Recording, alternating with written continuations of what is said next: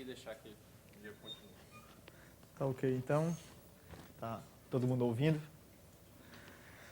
Agradecer primeiro o convite do professor Roberto, professora Helena, que eu não a conheço, não, acho que não sei se é aqui. Não chegou, né? Pedir desculpa também pelo fato desse grande atraso, certo? Mas a vida é assim, não tem como prever muitas coisas.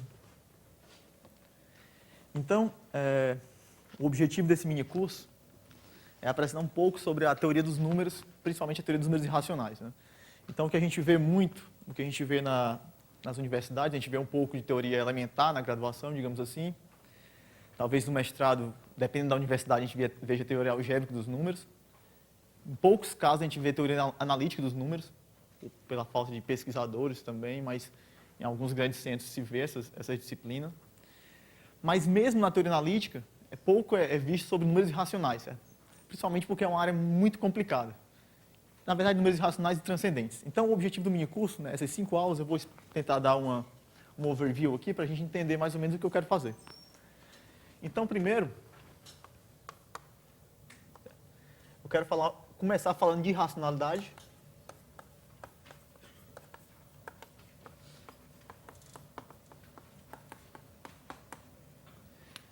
E a segunda parte, que seria nosso último encontro, falar um pouco sobre transcendência.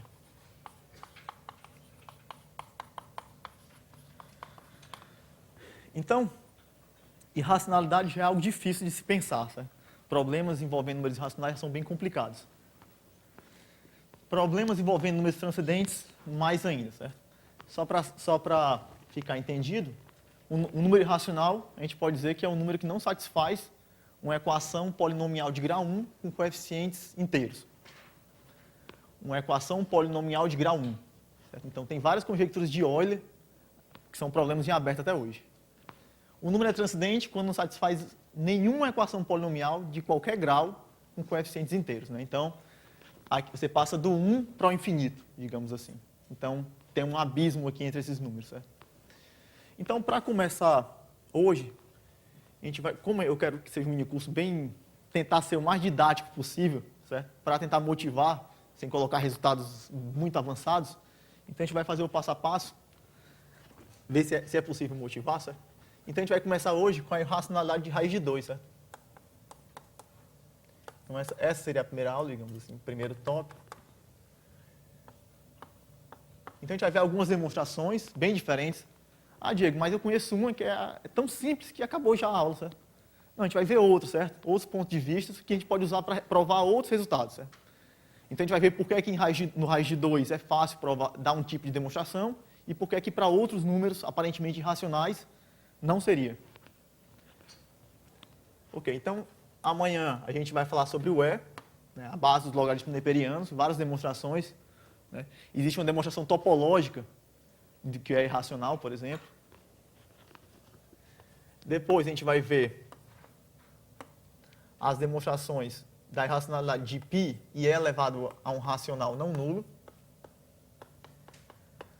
Seguindo a ordem de dificuldade aqui, certo?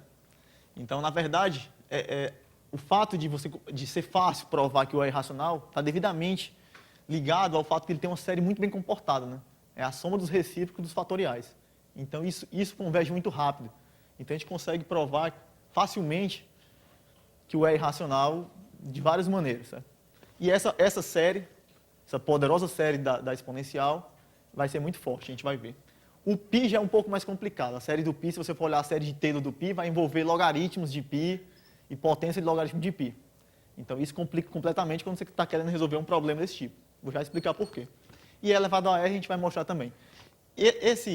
Essa parte 3 é baseada no que a gente chama de método de Hermite, que é um método de aproximar funções analíticas por funções racionais. Certo? Ok, na quarta aula, quinta-feira, a gente vai ver um pouco sobre a função zeta. Então, a função zeta é uma função muito misteriosa, digamos assim, para esse tipo de comportamento aritmético, certo? Então, é uma função difícil de entender em geral. Mas, para saber, por exemplo, se um zeta de algum número racional ou irracional, transcendente ou não transcendente, ou algébrico, é algo muito complicado.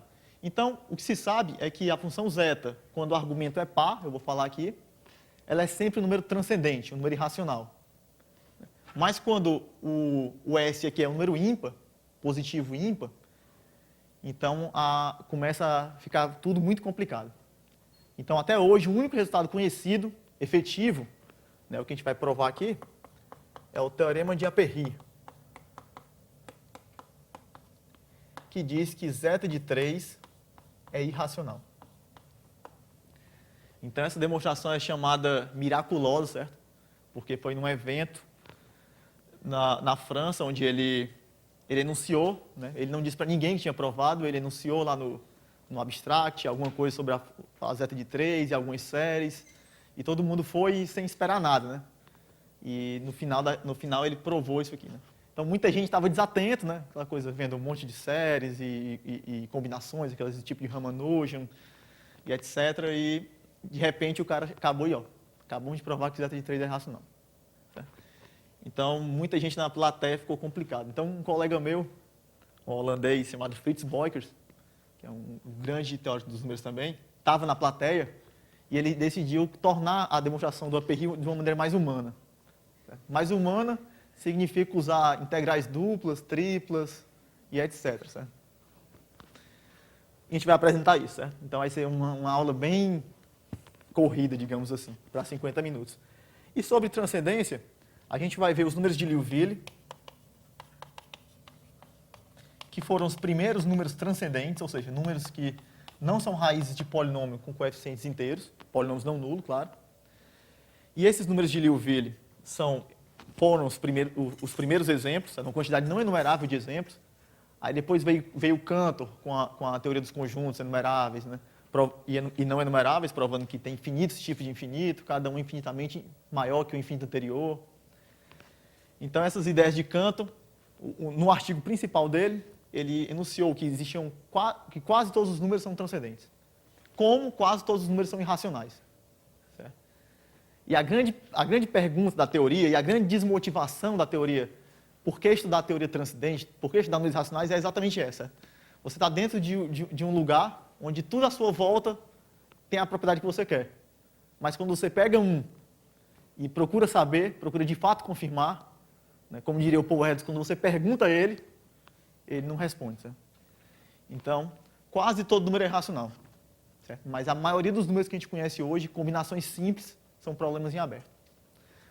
Tá, ok, vamos começar em si o que é que eu quero falar. Certo? Então, a gente começa com o princípio da boa ordenação. Certo? Vamos lá do alicerce mesmo da matemática, que diz que todo subconjunto não vazio de números naturais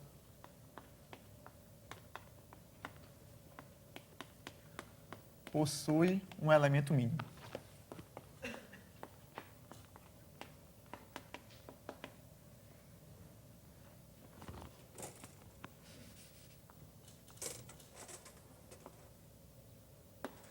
Em outras palavras, né, escrevendo agora matematicamente,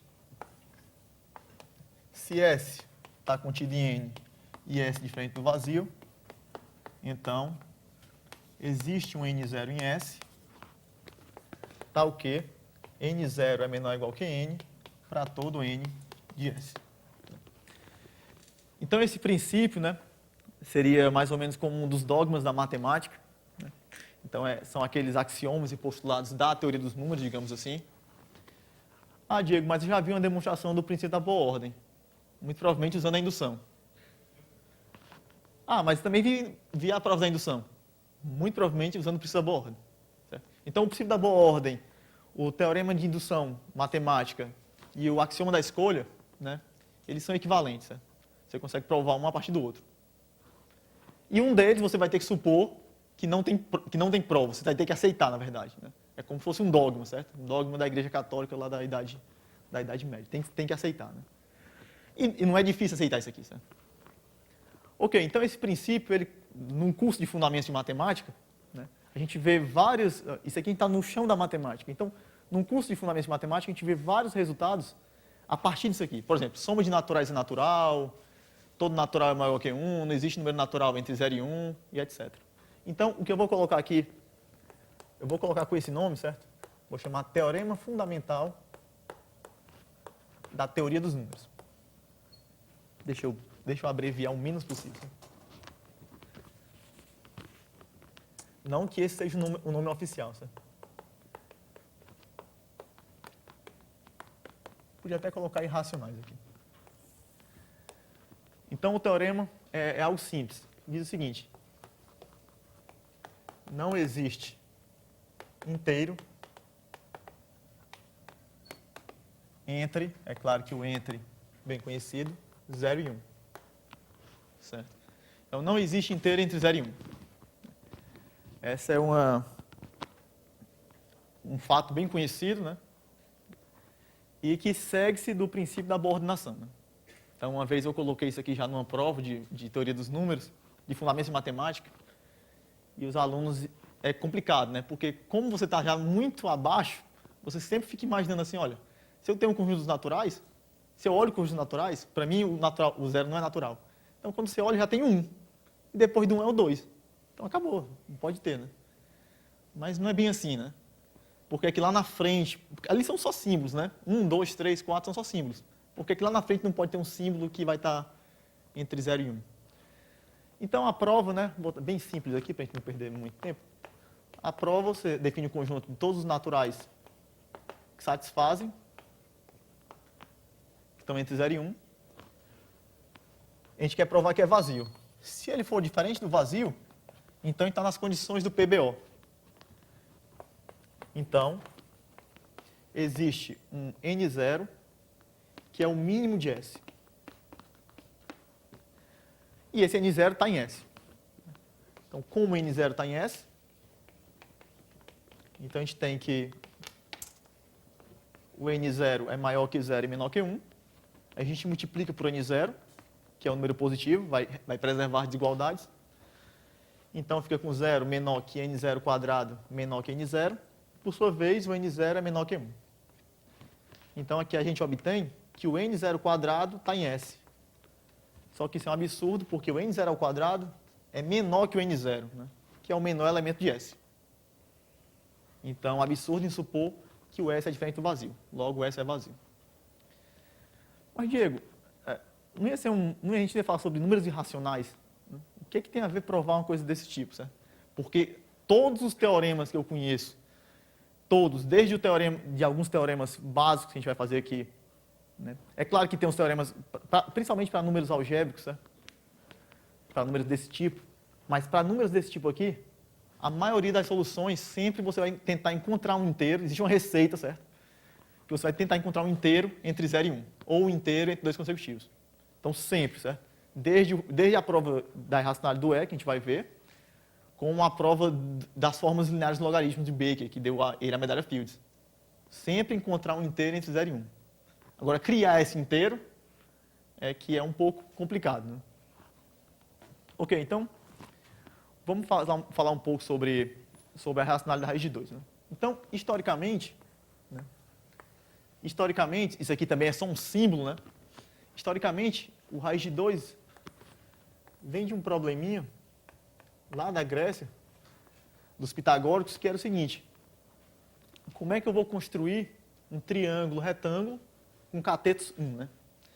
Então, Pitágoras sabia que essa medida aqui tinha que ser um número positivo, porque era um comprimento, certo? Tal que esse número vezes ele mesmo fosse 2, né? Então, reza a lenda aí que um dos discípulos dele, Hipássos, né, tinha provado, né, tinha acreditado que esse número raiz de 2 era um número incomensurável, ou seja, que não podia ser medido por régua e compasso naquela época. E diz a lenda que isso custou a vida dele, né?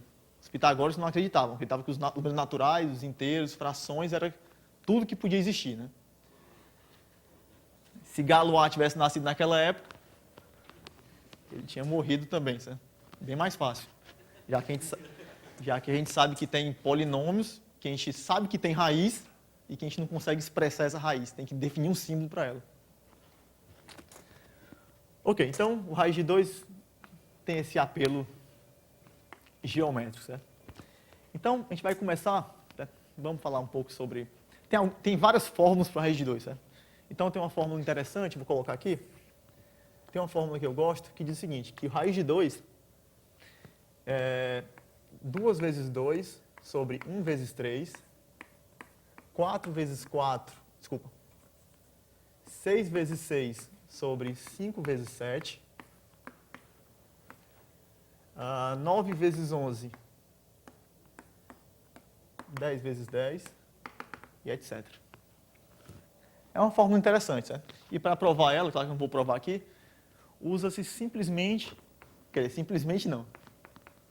O primeiro passo é você saber que o cosseno de π sobre 4 é 1 sobre raiz de 2. Esse é o passo mais simples, né? O passo mais difícil é você lembrar ou saber a fórmula do produto infinito para o cosseno. Né? Então, o cosseno tem uma fórmula de produto infinito de Weierstrass. Então, você substitui e dá isso aqui. Certo? Outra fórmula interessante que eu acho é essa aqui. Por exemplo, o somatório com n de 1 a infinito, de menos 1 elevado a n mais 1, 2n menos 3 fatorial duplo sobre 2n fatorial duplo. Certo? Aí vale salientar que esse fatorial duplo aqui, esse fatorial duplo é diferente da composição dos fatoriais. Certo? Então, o fatorial duplo, na verdade, é o seguinte. Olha, esse aqui é um número ímpar. Certo? Então, o que é o fatorial? O fatorial, você tem um número n, você multiplica todos os números menores ou iguais que n. Quando você pega o duplo fatorial, se ele começa no ímpar, então você multiplica todos os ímpares antecedendo ele, menores ou iguais que ele.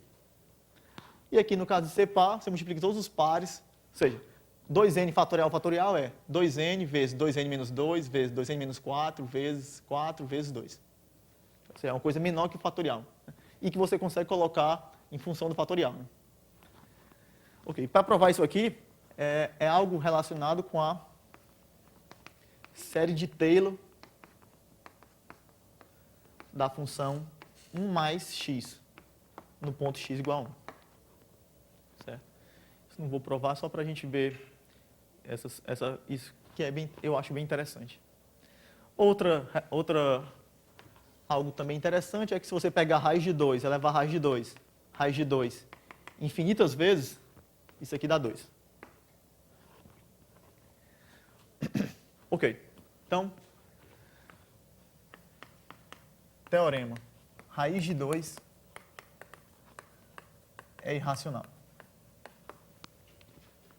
Então, vamos pensar em algumas maneiras, certo? Então, a nossa primeira solução vai ser a solução mais conhecida que tem, certo? Que é aquela solução onde a gente usa paridade, né?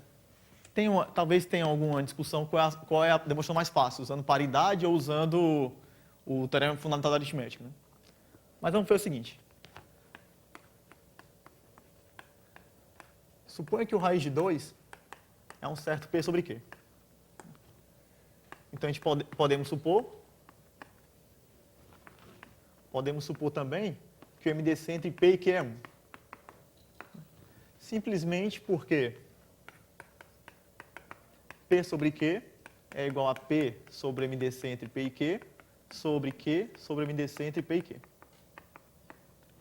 E esses caras aqui são primos entre si. Então, sem perda de generalidade, a gente pode supor que eles são primos entre si. E aí a gente faz aquele truquezinho de álgebra, né? Raiz de 2 que é igual a P, que implica que 2 que é ao quadrado é igual a P ao quadrado. Isso aqui implica que P ao quadrado é par. Ou seja, o P é par, então o P é da forma 2K, para algum K inteiro. Então você volta a substituir aqui. Então você tem 2Q ao quadrado igual a 2K ao quadrado, que é 4K ao quadrado. Ou seja, Q ao quadrado também é um número par. Se Q ao quadrado é par, implica que Q é par. Olha, então se o P é par e o Q é par, então 2 divide o MDC entre P e Q, né? Só que a gente está supondo que o MDC é 1. E essa talvez tenha sido a primeira demonstração lá de passos, certo? Eu não sei bem, não. Acho que em alguns livros eles citam outra demonstração, mas para a gente eu acho que essa seria... Para mim, eu acho que essa foi a primeira, né? É bem simples mesmo. Outra demonstração seria você usar o teorema fundamental da aritmética, né? O teorema fundamental da aritmética diz o seguinte: se n é um número natural maior que 1, então n pode ser escrito da forma P1A1, PKK, onde os PIs são primos e os AIs são maiores ou iguais que 1, naturais, né? Certo? Então, na verdade, o que o teorema diz é que essa maneira de escrever é única, certo? A menos uma reordenação. Ou seja, existe alguma permutação que leva só, troca os índices desses caras aqui e dos expoentes, né? Algo do tipo 6 é igual a 2 vezes 3, que é igual a 3 vezes 2. O que é mais importante é que se você tem duas fatorações de primos, então você consegue dizer onde é que está você tem mais ou menos a ideia do comportamento de cada elemento de um lado e de outro. E isso é muito importante quando a gente está resolvendo a equação de Alfantinas, por exemplo. Algumas equações de Alfantinas mais elementares a gente consegue resolver usando esse tipo de ideia. Certo?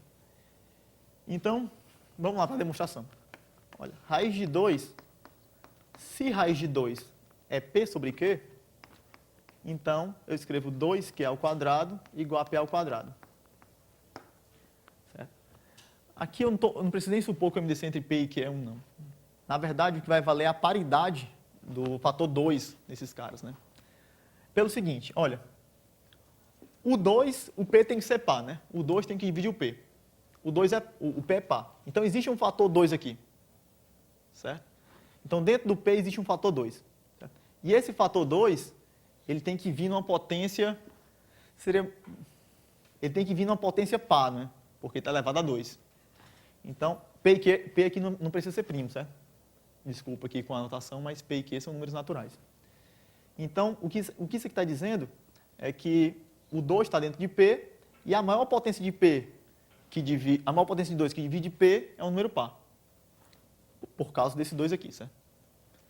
Vamos escrever isso aqui na notação um pouco mais entendível, né? Vou escrever aqui como valorização 2-ádica de um certo número, como sendo maior n natural, tal que 2 elevado a n, tal que 2 elevado a n, desculpa, aquilo mesmo, divida n, 2 elevado a k. Então, é o que a gente chama de ordem 2-ádica, ou valorização p-ádica de um número, nesse caso 2. Então, a valorização 2-ádica de n é o maior expoente de 2, maior potência de 2 que divide n. Certo? Então, só para deixar isso aqui menos filosófico, né, o que a gente está dizendo é o seguinte: isso aqui implica que o 2 divide P. Certo? Então, a valorização 2-ádica de P é maior que 0. Então, isso aqui está dizendo o seguinte, que a valorização 2-ádica de P tem que ser um número par. Então, desse lado aqui, a maior potência de 2 que divide esse lado é um número par, por causa desse quadrado aqui, né? Porque, na verdade, a gente está olhando para cá.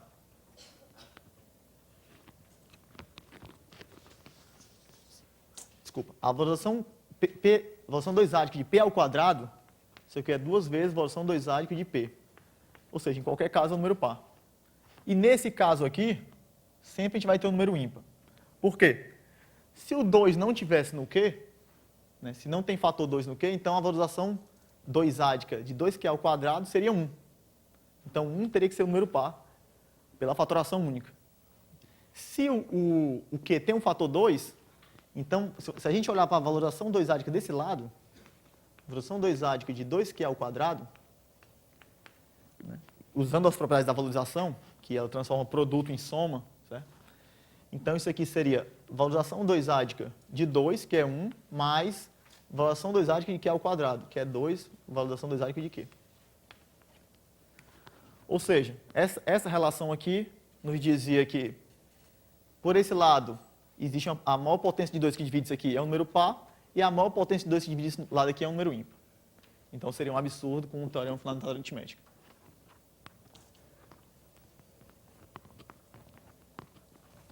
Eu tenho até que horas mesmo, Roberto?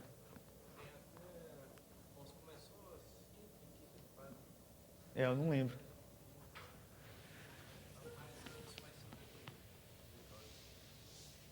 Até 6 horas?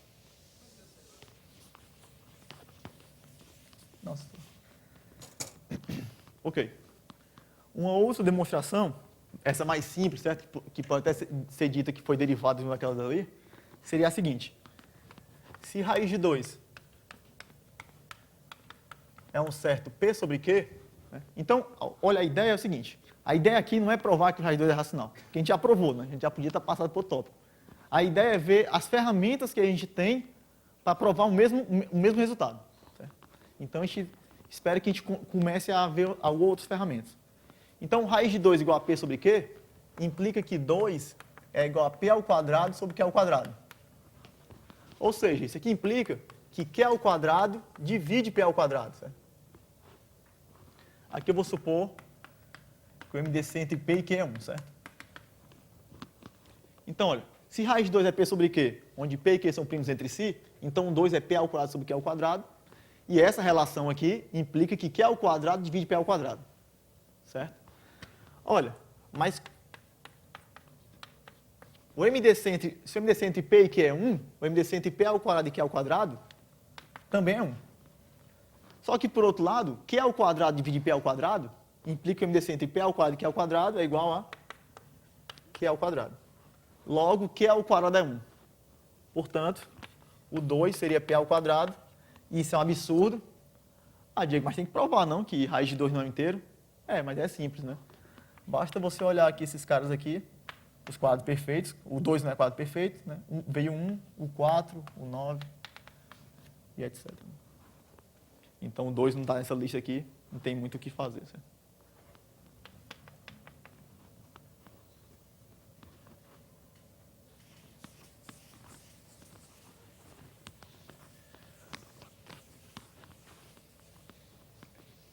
Ok. Então, a solução 4, ou a demonstração 4, a gente vai usar o princípio da boa ordenação. E é bem interessante como usar esse princípio para provar um resultado desse tipo, né? Então, suponha que o raiz de 2 é racional. E vamos definir o seguinte conjunto. O conjunto de todos os n naturais, tá o quê? N raiz de 2 é um número inteiro. Certo? Olha, se o raiz de 2 for racional, então existe algum número natural que multiplicado por raiz de 2 dá um inteiro. Certo? Seria exatamente o denominador da fração de raiz de 2. Então, como a gente está supondo que o raiz de 2 é racional, então esse S é não vazio. Subconjuntos naturais, então, pelo princípio da boa ordenação, existe um B que é o menor elemento de S. Então, esse B é o elemento mínimo de S. Se ele está em S, em particular,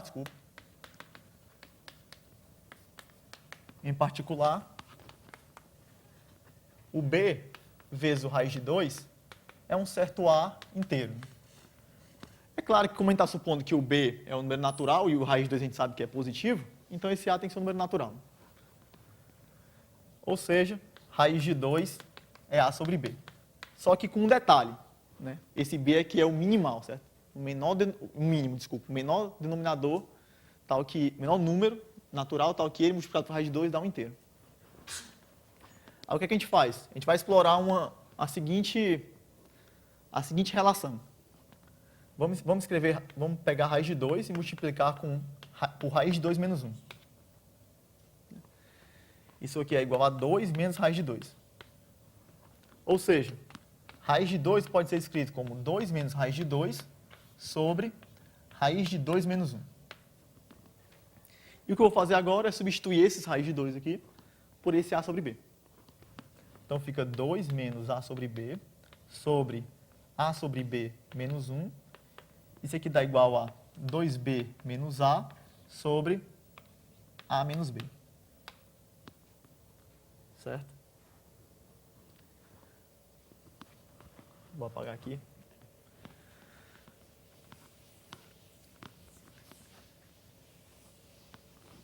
Ok, agora a gente vai usar o seguinte fato. Olha, eu não sei quem é o raiz de 2, mas eu posso estimar onde ele está, certo? Então, eu sei que o raiz de 2 é maior que 1 e sei que ele é menor que 2, certo?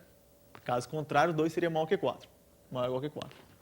Então, substituindo esse a sobre b, eu tenho que o a sobre b é maior que 1 e menor que 2.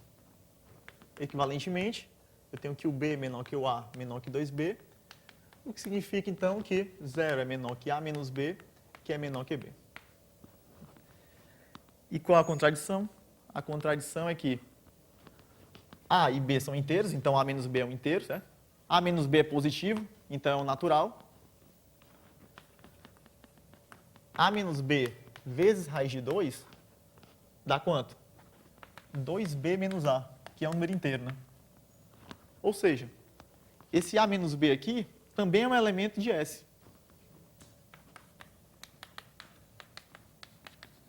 Só que é um absurdo, por quê?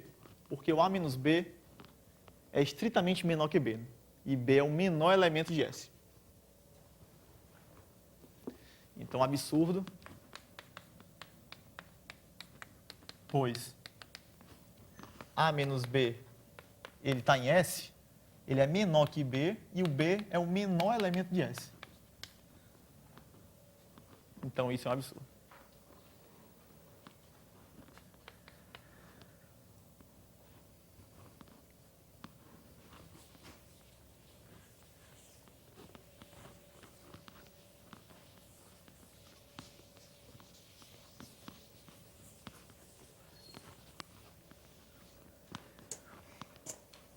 Ok, a próxima demonstração, nossa penúltima, certo? Eu quero colocar alguns problemas aqui que eu acho interessantes, para vocês pensarem, botar uns exercícios, certo? Já que é um mini curso, tem exercício, né? Alguém pode vir me perguntar depois alguma coisa, sem problema. Então, a próxima demonstração é uma demonstração geométrica, certo? Então, a gente vai usar um pouco de geometria.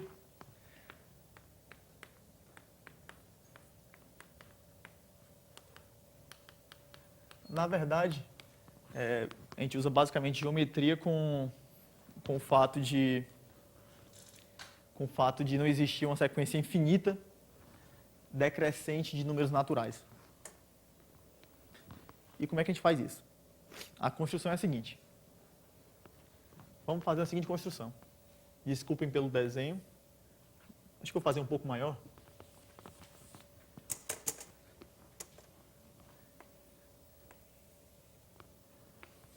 Então, vamos construir um retângulo de lados 1 e 1 mais raiz de 2. Certo? Esse retângulo vamos chamar de retângulo R1. E os lados, o lado maior dele é L1, 1 mais raiz de 2, e o ladozinho menor igual a 1. Olha, o raiz de 2 é maior que 1, não é isso? Então, 1 mais raiz de 2 é maior que 2. Ou seja, dentro desse retângulo aqui, eu posso construir 2 quadrados de lado 1. E é isso que eu vou fazer. Então, desculpem aí que muito provavelmente não vai ficar bem simétrico, certo? Então, aqui é 1, comprimento é 1, e o que sobra aqui é exatamente 1 mais raiz de 2 menos 2, que é igual a raiz de 2 menos 1. E aqui é 1. E esse retângulo aqui, esquece os quadrados, a gente está com um novo retângulo. Esse novo retângulo a gente chama de retângulo R2. E quem são os lados dele? O lado maior dele agora, no caso, é 1. E o lado menor dele é exatamente raiz de 2 menos 1. Que, se a gente perceber, nada mais é do que você pegar o lado maior, né? Seria o L1 menos 2 vezes o L1 pequeno, né? Então, o lado menor desse retângulo R2 é exatamente o lado maior do retângulo menos 2 vezes o lado menor do primeiro retângulo.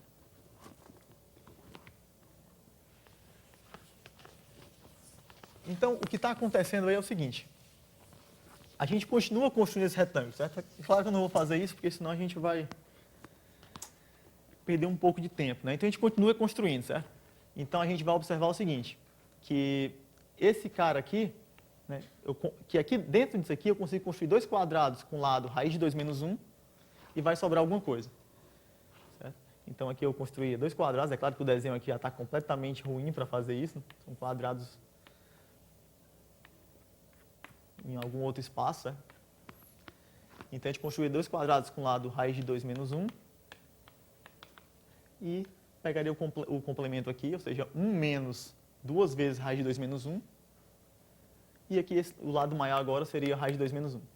Então, a gente continuaria com essa sequência. Certo? Então, indutivamente seria isso. Certo? Então, construído um retângulo Rn, o lado maior dele vai ser o lado menor do anterior e o lado menor dele vai ser o lado maior do anterior menos 2 vezes o lado menor do anterior. O que é interessante de perceber aqui é o seguinte, olha, esses primeiros 2 retângulos que a gente construiu, se você pegar a razão entre os lados, 1 mais raiz de 2, e se você pegar a razão L2 sobre L1, isso aqui dá 1 sobre raiz de 2 menos 1, que é a mesma coisa de raiz de 2 mais 1. Ou seja, esses 2 retângulos, eles têm a mesma proporção nos lados, certo? Então, a proporção dos lados é a mesma. Ou seja, é como se, do ponto de vista de matemática, é como se a gente não tivesse gastado nada para sair de um e construir o outro. Certo? Quando a proporção diminui, isso vai mostrar para a gente que aquele processo vai acabar em algum momento, mesmo que demore muito. Até agora, a gente não pode dizer isso, mas a gente pode dizer que esses 2 primeiros passos não foram muito relevantes para isso. O que a gente vai provar por indução é que isso de fato é verdade sempre. Então, por exemplo, quando você pega Lnzão, né, vamos supor que Lnzão sobre Lnzinho é 1 mais raiz de 2. Seria a hipótese de indução, certo? Então, quando você pega o posterior, a gente vai ter o seguinte. Esse cara aqui, o lado maior do retângulo N mais 1 é o lado menor do retângulo N. E o lado menor do retângulo N mais 1 é o lado maior desse cara, menos 2 vezes o lado menor dele. Então, o que a gente faz é dividir por Ln, em cima e embaixo, Lzinho N. Então, fica com 1 sobre Lzão sobre Lzinho, menos 2. Fica 1 sobre. Aí, a gente usa a hipótese de indução. Isso aqui é 1 mais raiz de 2, menos 2. Então, isso aqui fica 1 sobre raiz de 2 menos 1, que é igual a 1 mais raiz de 2. Em outras palavras, quando a gente vai construindo quando a gente continua essa construção aqui, certo? Esses pequenos retângulos que vão ficando, a proporção dos lados deles é a mesma, certo? Então esse processo não acaba nunca, certo? A gente sempre pode construir, ok? E o que é que isso aí tem a ver com raiz de 2? Vamos supor que o raiz de 2 é racional.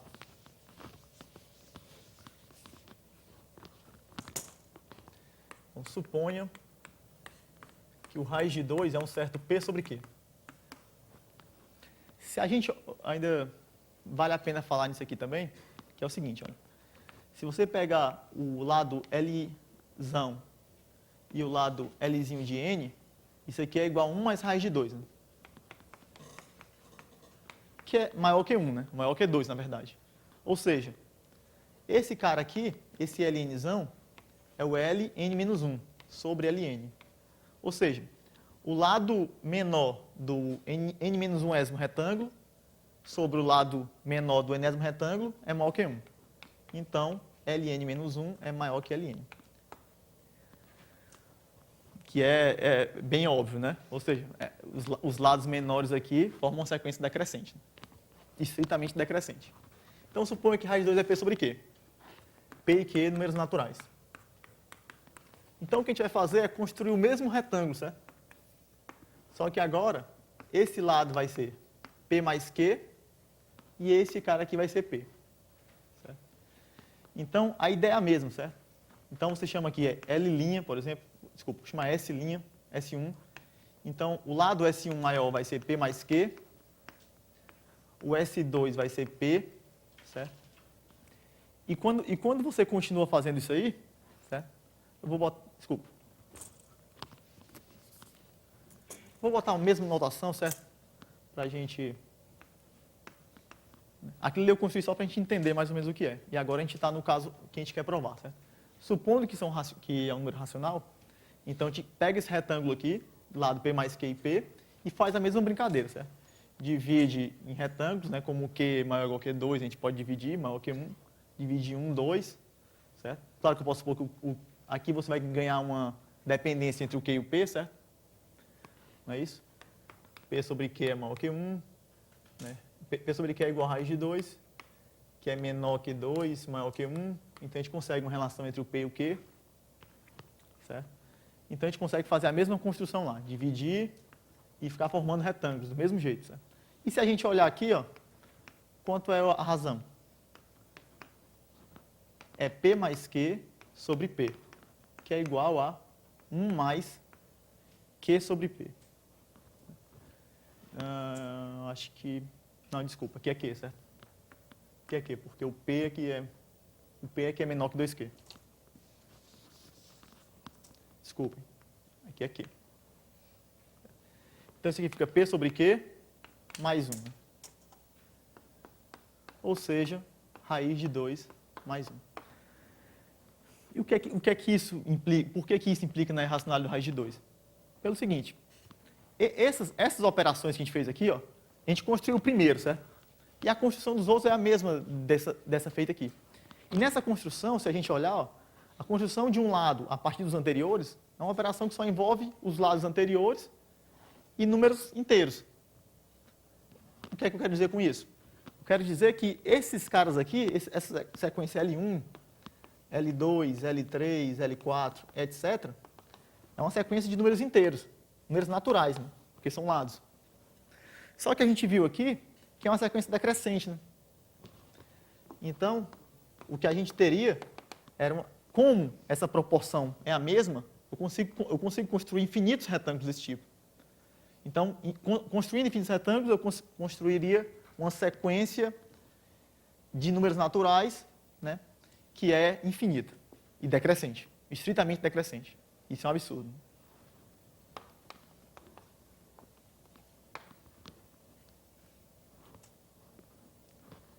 4 minutos.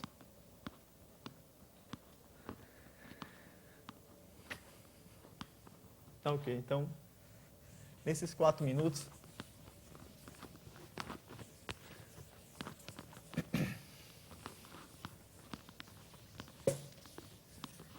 vou falar um pouco só sobre a última solução que eu vou dar aqui, certo? É a solução que usa equações de Pell. Então, para não alongar muito, a equação de Pell é uma equação desse tipo. Certo? Então, essa é uma equação um caso de uma equação de Pell. Certo? E para alguns casos de D, esse problema é trivial. Quando D é quadrado perfeito, quando D é negativo, é bem fácil resolver. D e C são inteiros. Certo? Mas o que a gente vai usar aqui é um teorema de Vida-Lagrange. Ele provou que essa equação tem infinitas soluções.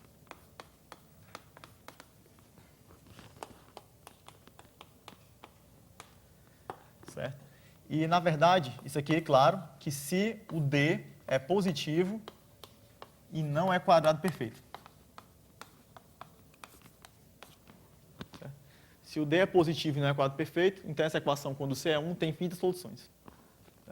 Na verdade, essas soluções estão relacionadas com a fração contínua do raiz de D. Mas a gente não tem tempo para falar disso. Certo? Em 1 minuto, não. Então, vamos pegar essa família de soluções, certo? Então, a gente tem xn, y quadrado igual a 1, para todo N natural. Então, a gente tem uma família infinita desses caras. Né? E a partir daí, a gente prova o seguinte, olha. Se isso aqui é igual a 1 para todo número natural, primeiro, como é uma equação quadrática, eu posso supor que o xn e o yn são positivos, né? Porque o sinal não vai interferir em nada. Outra coisa, existem infinitas soluções. Então, pelo menos xn ou yn tem que ser uma sequência infinita. É claro que as duas são, mas pelo menos uma das duas tem que ser. Certo? Porque senão teria uma quantidade só finita de pares. Né? Ok, então o que é que eu faço? Eu pego xn quadrado menos yn quadrado d igual a 1 e fatorizo isso aqui, certo? Dentro de z raiz de d. Então é xn menos raiz de d yn vezes xn mais raiz de d yn. E aqui eu faço o seguinte. Xn menos raiz de d yn é igual a 1 sobre xn mais raiz de d yn. Agora vamos supor que o raiz de 2, né, primeiro, é claro que esse cara aqui, né, esse cara aqui é positivo, a gente está supondo que xn e yn é positivo, certo? Vamos supor que xn e yn são positivos. Então, esse cara é positivo. Como um é positivo, esse cara também tem que ser positivo. Né? Então, esse aqui é maior que zero. Ou a gente podia pegar um módulo, se não quisesse. E o que acontece é o seguinte. Se o raiz de d fosse um racional, um r sobre s, então, a gente poderia multiplicar aqui, ficaria com zero menor que sxn menos ryn igual a r, né? Aqui fica o r sobre s sobre xn mais raiz de d yn. E aí vem aquela história lá, daquele teorema fundamental da teoria dos números, né? Esse cara é um inteiro, independentemente do n, porque o s é inteiro, o r é inteiro, xn e y são inteiros. Né? E aqui a gente tem uma constante, só vai depender do raiz de d, e aqui embaixo eu tenho uma sequência, né? E essa sequência aqui é ilimitada, né? Porque as soluções são ilimitadas. Na verdade, as soluções são baseadas em uma sequência desse tipo e uma solução minimal, que é outra história. O que acontece é o seguinte, que essa sequência aqui tende a infinito. Então, se tende a infinito, em algum momento ela passa do S. E quando ela passa do S, isso aqui é menor que 1. Né? Para algum n maior que um n0. Então, a gente teria um número inteiro entre 0 e 1. Que seria um absurdo. Certo? Então, só menos 1 minuto. Certo? Só vou colocar alguns problemas aqui. Rapidinho, certo? Muita gente gosta de brincar com números irracionais. Aí tem aquela brincadeira. Será que existe um número irracional que é elevado a outro irracional, dá um número racional? Então, muita gente faz aquela brincadeirinha. Raiz de 2 elevado a raiz de 2. Eu quero um número irracional, dois números irracionais, tá o quê? A elevado a b fosse racional. Aparentemente era para ser uma coisa complicada, né? Já que exponencial e logaritmos são complicados. Olha, esse raiz de 2 elevado a raiz de 2, a gente já sabe que raiz de 2 é irracional. Então, se esse cara fosse racional, acabou. Já era o que eu queria. Se não, você pegava isso aqui, eleva a raiz de 2, se esse cara for irracional. Então, irracional elevado a irracional seria raiz de 2 ao quadrado, que é 2. Né? Então, de qualquer jeito, você teria, né? Teria como provar que pelo menos um dos casos vai acontecer. Né? Na verdade, esse número é transcendente, certo? Dá para você construir exemplos mais construtivos. Como, por exemplo, raiz de 2 elevada ao logaritmo de 3 na base raiz de 2. Certo? Isso aqui é 3, né? Mas, por outro lado, esse número aqui é irracional. Como é que prova que é racional? Em menos 30 segundos. Supõe que é m sobre n. Então, a gente usa a propriedade de logaritmo, né? Esse 1 sobre raiz de 1 meio aqui passa para cá como 2, passa para cá como 9. Então, na verdade, o que a gente tem é log de 9 sobre 2 igual a m sobre n, o que implica, então, que 2 elevado a m é igual a 9 elevado a n. Isso não pode acontecer pelo teorema fundamental da aritmética. Né? Isso é um absurdo, porque uma potência de 3 não pode ser igual a uma potência de 2, certo? Só se for uma potência nula. Né? Mas como a gente está pegando aqui 0 sobre 0, Então, isso aqui é um exemplo de fato, né? De dois números irracionais, que um elevado ao outro dá um número racional. Aí tem outras coisas, certo? Mas não tem tempo mais, não. Quer dizer, tem tempo nos próximos dias, certo? Tá ok. Só isso, pelo primeiro dia, tá bom.